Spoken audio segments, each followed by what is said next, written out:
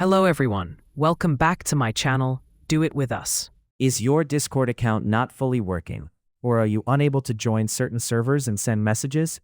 This usually happens when your account is not verified. In this video, I'll show you how to verify your Discord account quickly and easily so you can unlock all features without any issues. Hello guys, welcome back to the channel. First, launch the Discord app on your device. Once it opens, you'll land on the main page. At the bottom of the screen, you'll see several options. Tap on the profile option. Now move to the top right corner and tap on the settings icon to open your account settings. Inside settings, tap on account, then select your email address. A pop-up will appear showing the option to verify your email.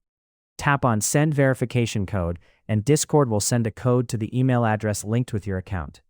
Now close the app for a moment and open your email inbox. You'll see a message from Discord containing your verification code. Open the email, copy the code, then return to the Discord app and paste the code in the verification field. Tap on Next, and your email address will be verified instantly. And that's it. Your Discord account is now fully verified and ready to use. Don't forget to like, comment, and subscribe. Thanks for watching, and I will see you in another video.